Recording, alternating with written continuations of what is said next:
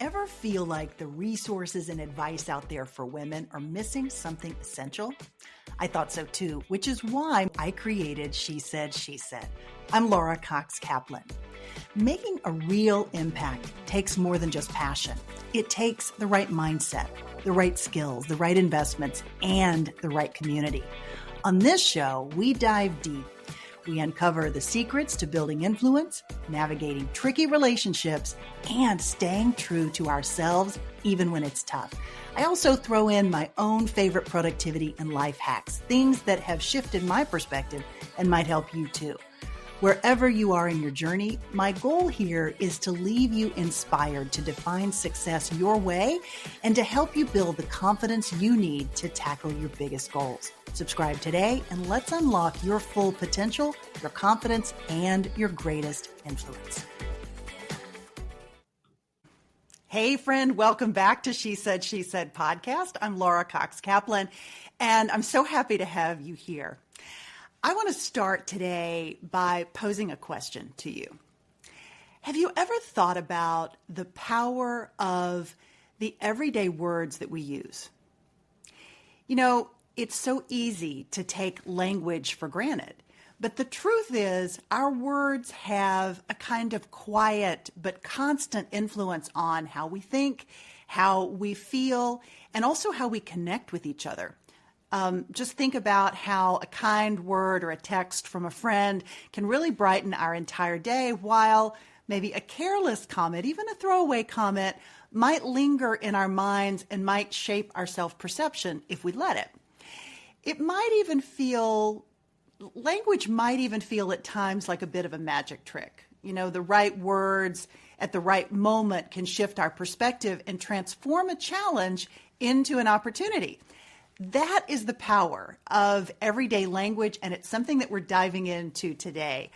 For me, this topic hits really close to home. As many of you know, I am fascinated by influence and insights from positive psychology, and particularly those little mind shifts and habits that can compound into big change over time. And one of the most important and powerful tools, if you will, in our toolkit is language. The words we choose, whether we're leading a meeting or we're driving kids in carpool or tucking them into bed or discussing with our spouse, those words can build bridges of trust and credibility, or they can create walls of misunderstanding. And we have all experienced this, I feel certain. A sincere compliment or a thoughtfully phrased piece of feedback can instantly establish trust, while a harsh or dismissive remark or maybe some thoughtless feedback can actually shut somebody down. In fact, the way that we speak to others often becomes the way that others speak to themselves. And that is why being really intentional with language is so important. A small change in phrasing can make a world of difference in how our message is received and ultimately the impact that it can leave. Now, this idea really comes to life with my guest today. She is so fabulous and she's a dear friend of mine. Her name is Lily Howard Scott. Lily is an educator and a social emotional learning coach. She also happens to have been my daughter's third grade teacher back in 2018. And she is the author of a wonderful new book, which I have right here. It is called The Words That Shape Us. In this book, Lily explores how the words we share with children literally shape their brains and influence their emotional experiences. She shows us that the way that grown-ups talk to kids can essentially become the child's inner voice. Now just think about that for a second. Our everyday comments, the ones that we put a lot of emphasis on and maybe the throwaway ones, can turn into the voice that guides a child as they grow. One example from Lily that really struck me and that I also heard my daughter say when she was in the third grade so often is how to reframe mistakes. Rather than saying, "You made a mistake," Lily might say, "What a brilliant mistake. What learning can we find in this mistake?" It's that simple shift in language, but wow, what a difference it can make. Suddenly, a moment that might have felt maybe embarrassing or defeating turns into something that's actually positive and maybe even exciting. That tiny, small tweak, calling a mistake brilliant, can spark curiosity rather than shame. And it helps a child see a stumble not so much as a failure, but as a chance to learn and grow. Now, friend, you might be thinking, this sounds great for the classroom, but what about the rest of us? And that is a very good question. And here's the thing, and it's why I find what I find so compelling about Lily's message. It is not just for teachers. Yes, her strategies come from her time in the classroom, but the insights that she offers are hugely valuable to parents. They are backed up by science, and they're really valuable for anyone who wants to use language more intentionally. The power of intentional language isn't limited to school. It can strengthen our families, our workplaces, and our communities. And let's face it, friends, there has never been a more important time to focus on a topic like this. So whether you're a mom, a dad, a mentor, a leader, or just a friend who wants to uplift others, this conversation is for you, and I am so excited to have Lily Howard Scott with me today to share her wisdom on how language brings out the best in others and in ourselves. It's going to be a warm, insightful, thoughtful chat about how a little more thoughtfulness in our words can build more trust, foster more growth, and maybe even change someone's life. So let's dive in. This is episode 337 with Lily Howard Scott. Enjoy.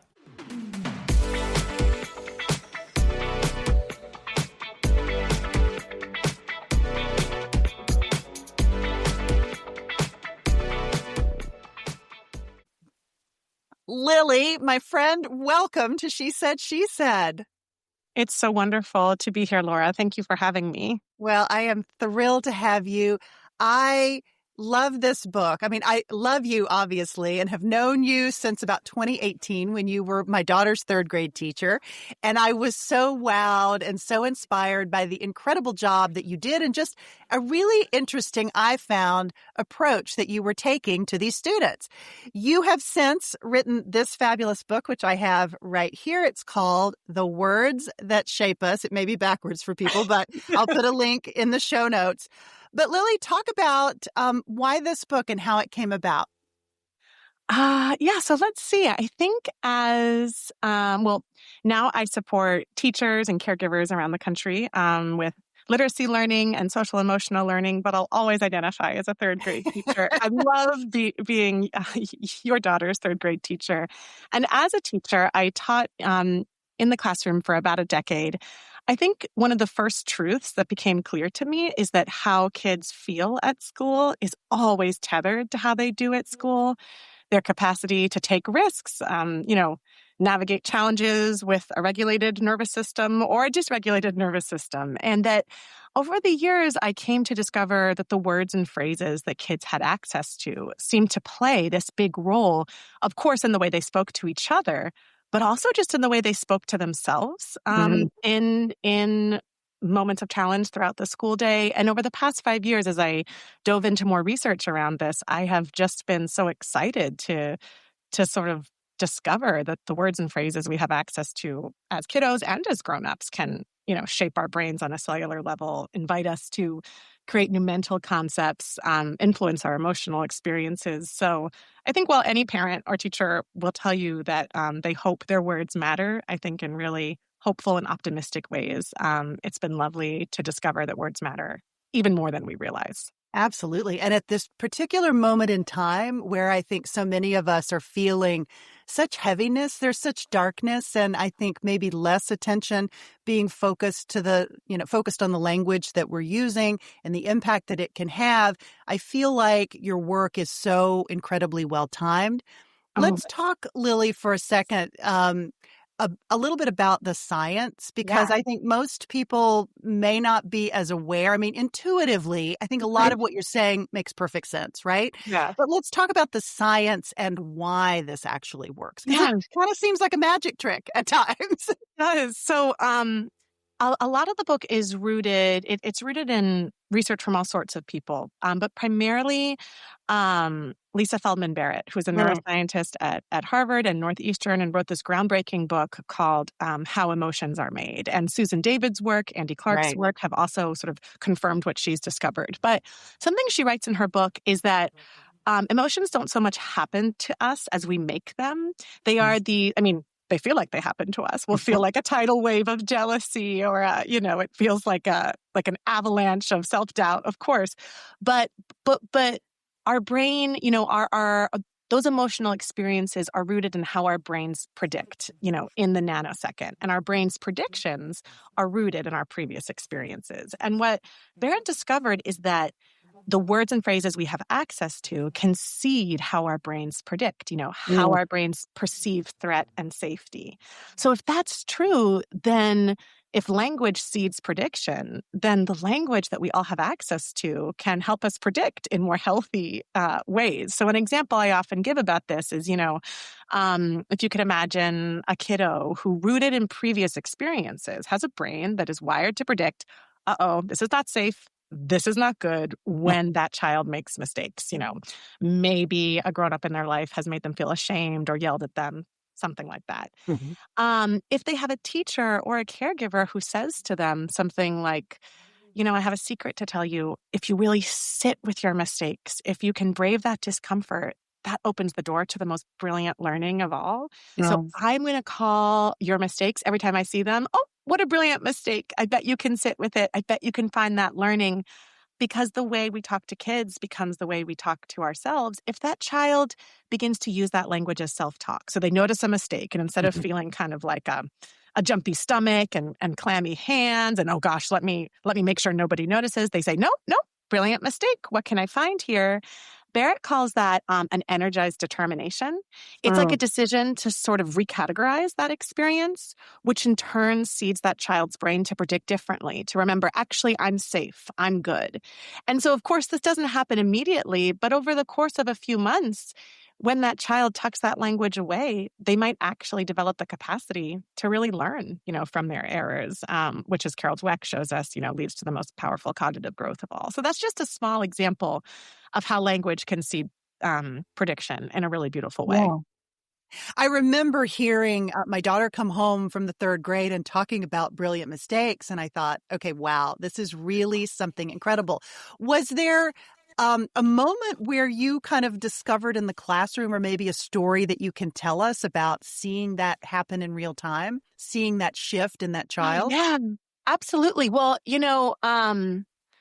the brilliant mistake one, I have to say, isn't coming to mind. It's another language nugget that just Uh-huh. appeared within me. If I'll share about that one, I remember Yeah, I please. had this brilliant third grade student, Harper. This was the year before Lane was in my class. And I'm sorry. Am I allowed to say her name? We can cut that out. Of If not, course. Yes, yes, yes. No.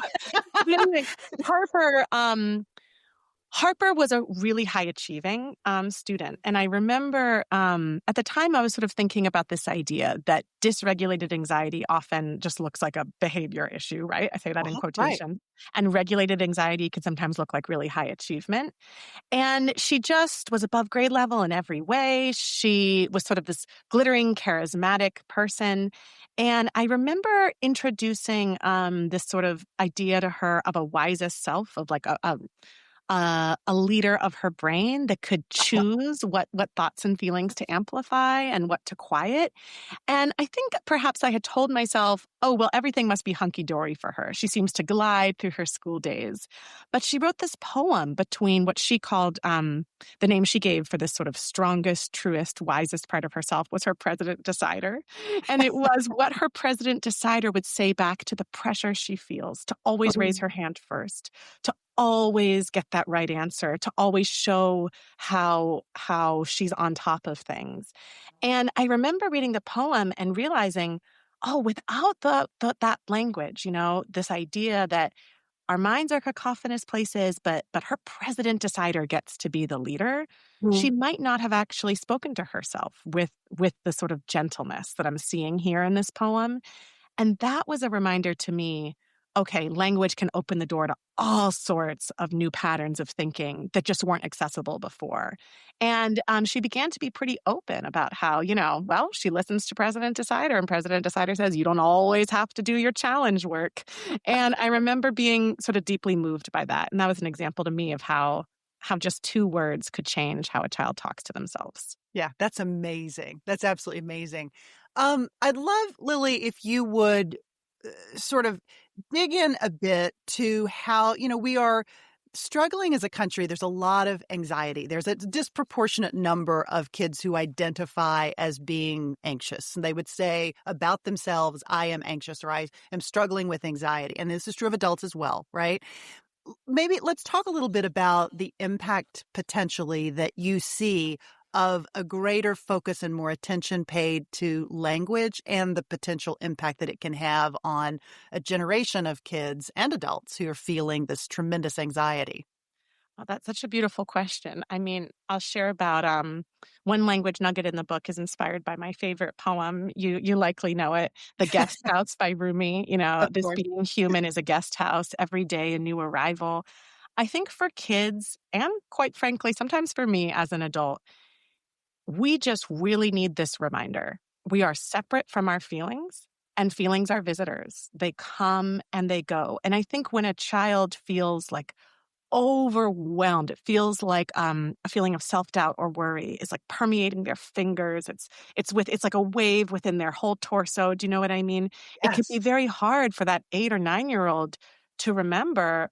So this feeling is visiting me, but it's not actually synonymous with who I am, right? With Mm. Harper's President Decider, with my truest, sort of wisest self. And so just a simple language shift of calling feelings feeling visitors as opposed to feelings. Adam Grant actually says we shouldn't even say you are angry. We should say you have anger to remind us that, yeah, it's visiting you, but it's not who you are. And so I've worked with young kids who will write these list poems, feelings that visit me before the state test, like a dollop of worry, a pinch of fear. And this little boy goes, a gallon of knowing, no test can measure all the things I know. You can kind of hear that self-talk there. Or a teacher or a parent might say, why don't you list a couple feelings that are visiting you? It's just this simple, subtle reminder that of this essential truth that really no one feeling is permanent. And as a grown-up, I struggle to remember this sometimes, or I'll have weeks where it feels like a certain feeling visitor is really never going away. So Right. this is something that I'm still working on, and something that I think any parent or teacher can also tuck away, this reminder of impermanence. Yeah. It can feel impossible, but truly no feeling lasts forever.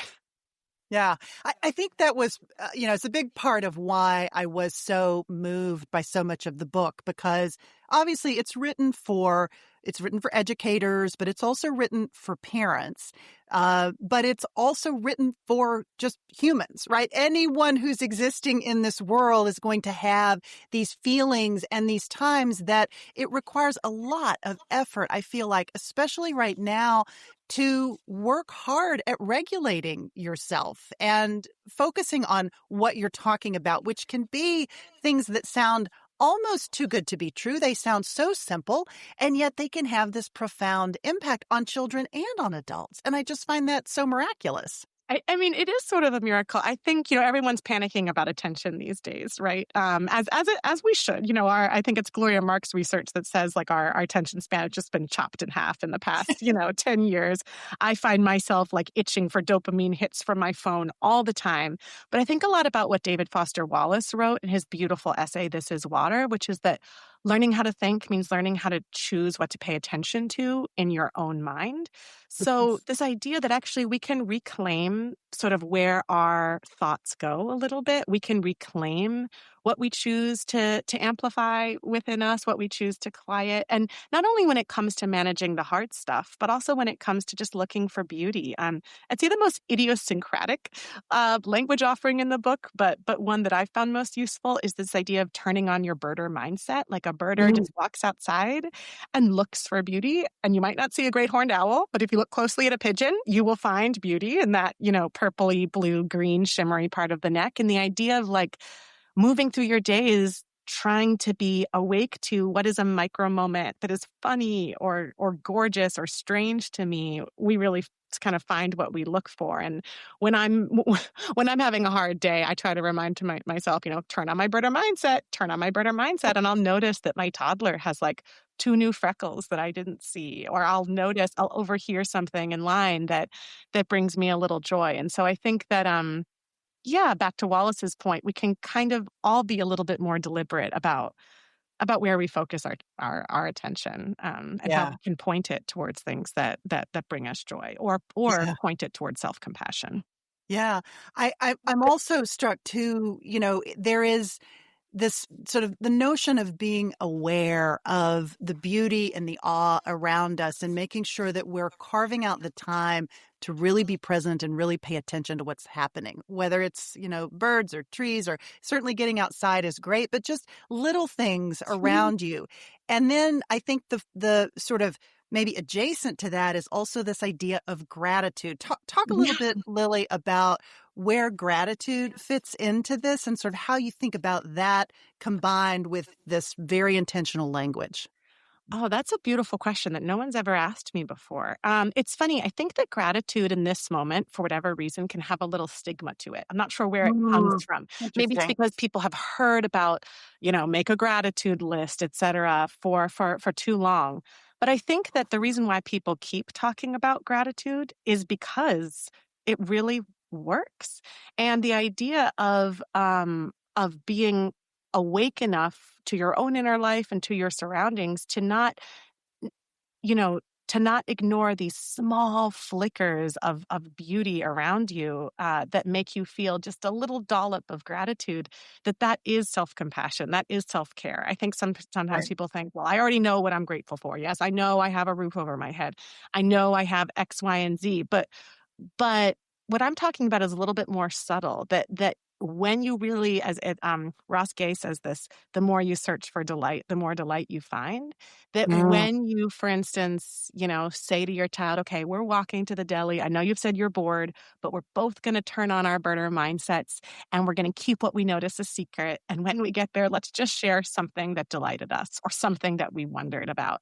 That in a way is practicing gratitude. You're grateful for this miracle that you happen to be on this planet at the same time noticing the world around you. So it's funny. I mean, have you noticed that about gratitude, that there seems to be, I don't know what the word is, a sort of gauzy tint to it of, yeah, I know, but Yeah. really always an important place to return to? Yeah, absolutely. And to your point about the fact that it accumulates, it sort of goes back to is it Barbara Friedrichsen's research about broaden and build? I think maybe you talk about that in the Yeah, book. I'm not yeah. sure. I reference it. But yeah, I think again, it's back to this idea of attention, that if we can fill our brains and our hearts with more micro moments of gratitude, of course we'll move through our days feeling more light and feeling a little bit better. Yeah, yeah. There's so much research to ultimately support that and just to give you that boost, to just remind you of all the things that you have to be grateful for, including, oftentimes when I have become fairly religious about my gratitude list. And of course, it's incorporated in my prayers, but I actually am physically writing down at least 3 things. And generally, it ends up being more like 5 or 10 things. And it's micro things like, a great cup of coffee but oftentimes I find that it's the thing that didn't happen, the bad thing that didn't happen, the accident that didn't happen, or the near miss, or the problem that didn't occur, or whatever that happens to be. And I find that practice at the end of the day has a real calming effect. And then I feel better going to sleep. And then I feel better waking up in the morning. And it's such a small thing. It's hard to believe that it really can have that impact. Yeah. But And you do I'm this finding that every in the book. night? I love this. I try to. Yeah. I mean, I certainly do it in my prayers, but I think really the magic happens when you physically are writing these things down, that you get a pen and paper, not do it on your phone. You really should do it with a pen and paper and write down. And so I'm religious about my notebook, and on the flip, I have the day, what I'm doing Yeah. that day. And then on the flip side of that, I've got the grats, and on the grats, I'm listing those things for that day. Also, So it what a works for me. beautiful way for you to just keep track of what happened. You know what I mean? I mean, you Yeah. can look back 6 months, ago, I'm sure, and sort of memories are jogged. And what you were saying about the writing reminds me of something Andy Clark says, the cognitive scientist, that it's almost as if thinking happens like in between our head and our pencil, or that thinking happens in between our head and language. That what makes our brains remarkable as human beings is the way we can use tools. And once you start writing with a pencil, I've noticed, and I feel this a bit on the computer too, ideas come to me that simply would not have come to me if I was sitting on my sofa thinking, okay, Right. what's something I feel grateful for? And my husband and I do something similar at the end of the day, because so much of raising young kids is exhausting, right? Or you're sort of trudging through the quagmire of like logistical management. And inspired by Glennon Doyle, we'll turn to each other and say, okay, what was like, were there two or three kairos moments? A kairos moment is it's like a moment of transcendence that kind of pierces all the other stuff that was hard about the day. Uh-huh. Often it's something absolutely just something one of our children said that we can't get over. Or maybe it's just, the way that my son's cheek sort of looked especially round or something. As the other day, the sun was shining on his cheek and I could see all these tiny little sort of hairs, like a little downy gosling. And I find that when I actually write those down with a pencil, I can think of so many more of them than when I just talk to him about it. So you've inspired me to not just speak about it, but to write them down more. Yeah, it's a great practice. It's funny. I was in synagogue yesterday with the High Holy Days, and I had been doing this practice, and I did a program in positive psychology over the course of the last 6 months, and this was one of the techniques that they talk about. And there's a lot of research that bears this out. And the rabbi talked about the gratitude list in the sermon, and I'm like, hey, here again is God like speaking to me, saying, "Okay, this is a good thing you're doing. This is really helpful." At least I'm going to read it that way. Totally. And sometimes, I think it's Stephen Sondheim who's like, there are no new ideas, but they're just new to us. They're new ways to deliver them. And I think this idea is such a good one. That's why it's been around for, thousands of years. So we should Yeah, keep leaning into it. And we'll I keep love hearing the that. idea from different people in different ways. And yeah, it's always worth leaning into gratitude. Yeah, yeah, it's really beautiful. We talked about brilliant mistakes and we talked about how that can really shift a mindset. Let's talk about the impact that it has on maybe problem solving and risk taking, whether it's kids or adults, and maybe the impact that you see there as well. Oh, sure. I mean, I think that Um, when we make a mistake, we always sort of have a choice. And again, for most of us, it doesn't feel so much like a choice because it's rooted in our previous experiences, likely as kids. I mean, I will say, Laura, one surprise of the research I was able to do over the past couple of years is just how childhood always stays with us in ways that are enduring and mysterious.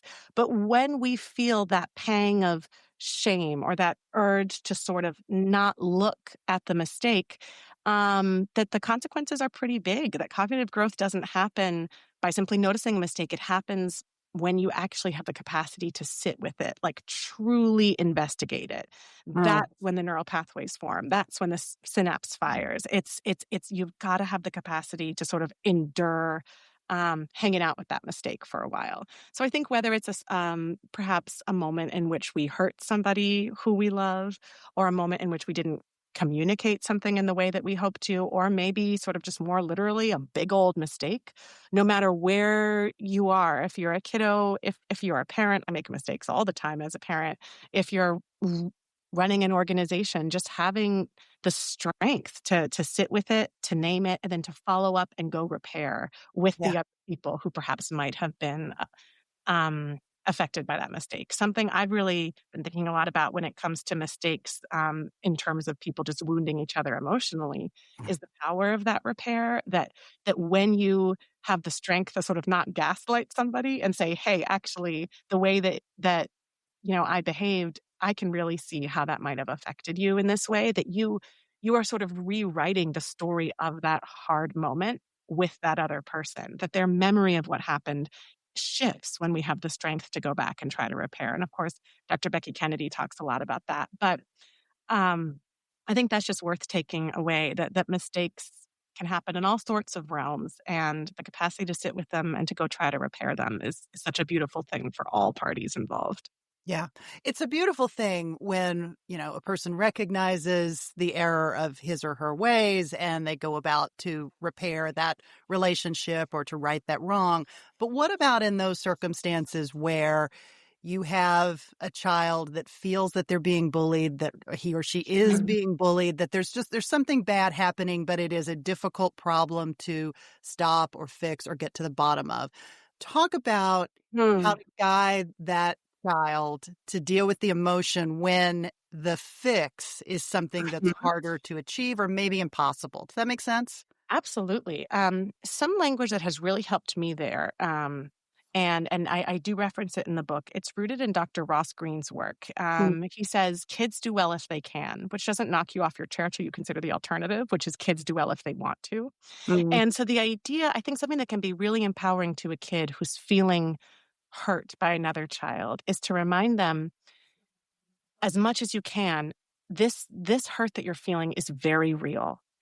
And also that child is struggling in a way that may be hard to name or hard to wrap words around, but they have a lagging skill or mm, an unmet need or a problem that is resulting in this behavior that is deeply hurtful. mm. But I want you to know that it's not about you. And the more that you can try to reframe for that child, different things are hard for different people. And when we don't have the skills and the support to really name and wrap our minds around and get some support around what's hard for us, it will manifest in behavior that can be really cruel. But finding a way to depersonalize that for the child who is the victim can be so empowering because you're not excusing it. Right. But you're saying this behavior is actually not personal. It is rooted in a hard thing. And I hope that that person gets the support they need around that hard thing. Hopefully they will through counselors, Right. through their parents, through teachers. But I think so often kids think this wouldn't be happening to me unless I was at fault or I am somehow responsible for controlling this person's behavior. If I was more good, if I was more kind, if I was more inclusive. And of course, that illusion of control is shattered for all of us at some point in our life. But I think it's pretty helpful to tell an 8-year-old, you actually aren't responsible for that person's choices. You're not powerful enough to fix them. And know Mhm. that this is rooted in their own struggle, their own hard thing. Because people do well if they can. So if they're not doing well, something is hard for them. Is at once a compassionate way to think about the behavior and also a really freeing way to think about it. And particularly with girls, Laura, I've noticed we can do this thing where we're like, oh, kindness is always the answer. You just keep showing up in this way or in that way, and I know that person's behavior will change. But I think there's a hidden toxicity to that I because, agree. of course, operate with kindness. But again, a great principal told me, Lily, you're not that powerful when it came to navigating some challenging behavior. Wow. And I think it's kind of helpful to remind kids of that let's not take on this codependent burden. You are not there to regulate that other person's nervous system or to fix them, nor can you. So I know that was a long-winded answer, but I think that was such a beautiful question, Laura. So It's I a wanted beautiful answer. It's a beautiful answer, and it applies whether you're in third grade or whether you're 56. I mean, honestly, like these are the same concepts that, the people that are giving you trouble or the bullies or whoever may be online, and you may be a grown up and you may be contending with this same sort of situation, right? But your advice is still spot on. I mean, let's be clear. I don't take my advice half the time. I know that this is the goal. Am I good at it? I mean, I think all we can hope for is like these flickers. Sometimes we'll turn on our birder mindset. Sometimes we'll remember to listen to our president decider. Sometimes we'll remember it's a brilliant mistake and learn from it. Most of the time we won't, but there's all, we keep trying, we keep learning. Well, that's why we have your book right here. It is all written down right here in the book. What I'm working on in particular is a message I got a lot, Laura, was that I was powerful enough to change others' Mm, behavior with kindness, with goodness. And it has been the learning of the past 6 or 7 years for me to realize, no, that person has a hard thing that's all their own, that they're going wow. to figure out on their own time. So, yes, just to echo what you said, this is all of our work, and we can keep engaging in the self-talk that we know is good for us, while also being gentle on ourselves on the days when we take everything personally or try Yeah, to fix everybody else's problems. absolutely. Absolutely. No, I, I love that you said that. And I think it's such an important message about the fact that when we struggle with these things, they don't leave us. It's something that you're probably always going to struggle with. And it's all Yeah. the more reason why having really good tools at your disposal isn't going to eliminate the problem forever. It's going to help you deal with it so that when it pops up in a big way, you've got these tools that you Yeah. can draw from for you, for your child, whoever is listening that might benefit from this. Yeah.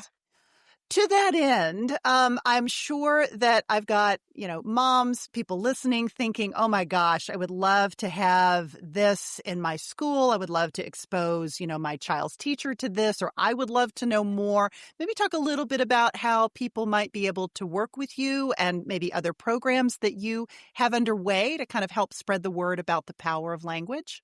That's such a kind question. So I have a website, I suppose, lilyhowardscott.com, and it's been so lovely because a lot of schools have chosen the book as a full faculty read, and then I come and support uh, the teachers and parents in that way. Actually, at the school where I taught, where I got to know you, I'll be working with the whole faculty and all the Um, parents in oh, April, which is so special. wonderful. Oh, how Um, great. Congratulations. and That's terrific.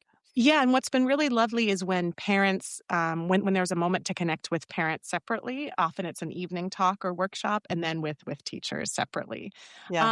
Of course, you can get the book on Amazon. It feels like such a miracle to me that you can order it and it appears tomorrow. I still don't understand it. My son has a lot of questions about it, all the hands it goes through, et cetera. It's really a marvel. We turn on our birder mindsets as we consider the miracle of I don't know, getting a book into somebody's hands in Ohio in 24 hours. But and then of course you can reach out to me via the website as well. But I think to be clear, I guess I should say all of these language suggestions are exactly that. They really are suggestions. They're not a script. As a teacher and a parent, I bristle when somebody says, oh, say it that way. And sometimes the language that's right for you is sort of right out of reach, and then you reach that phrase once you see somebody else's contribution. Like my student Harper said, "Oh, I want to call that wisest part of myself my president decider. I don't want to call it my wisest self." And you say, "Okay, great." And that the book is an offering in that way. That I hope that parents and teachers will adapt the language that they discover and really make it work for them. I love that. I absolutely love that. There's another question as you were just speaking that I failed to ask you earlier that I think is a really important one is that, sometimes with our best intentions as parents and as educators, we can offer up encouragement, or we think it's encouragement, and it can be counterproductive. Things like Mhm. telling a child to try hard. So I'd Oh love for yeah. you to maybe, before I let you go, maybe talk a little bit about how sometimes our best intentions can be counterproductive in terms of the language that we use. Yeah. Well, I've been thinking a lot about this because there's a certain high achieving person in my life who I'm married to, my husband, who And he's was wonderful. We really, we love him. yeah, was very much lauded in school, for his tremendous effort, his exceptional achievement, and all this stuff. And Yeah. it's funny, it's actually there's a lot of research that reveals that often it's those sort of glittering high achievers that can sometimes have a shaky sense of inherent self-worth because they feel like love and affirmation is just really linked to how they do, not for just them being precisely who they are. And so sometimes language around, of course we want to tell our kids that they're smart. Of course we want to tell them that we believe in them. But paradoxically, language that just sort of reminds kids just as you are, outside of the way you achieve, you are this magnificent, delightful, worthy person. So trying to wrap words around compliments that are connected to your kids' idiosyncrasies, to the things that are just uniquely them. If you have a really glittering high achiever, really in ways that they're different from you. Perhaps you're an athlete and they're not at all. Celebrating that I think it's sometimes these kids who seem so darn perfect who actually feel like that perfection is something, if they let go of it, if they stop trying hard for a moment, they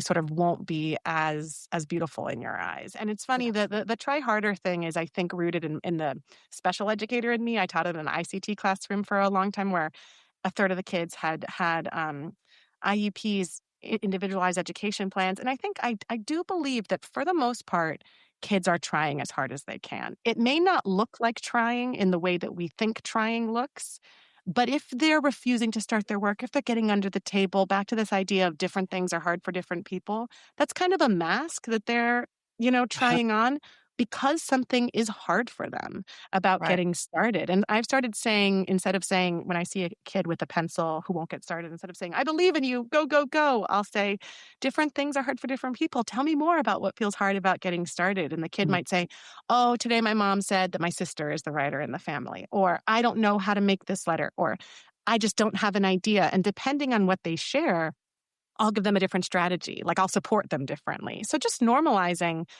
this like premise of goodness. I believe you're trying as hard as you can. Now let's get underneath that behavior and figure out what the lagging skill is or what the problem is. Then I can Yeah. actually help you as opposed to just trying to motivate you. Does that make sense?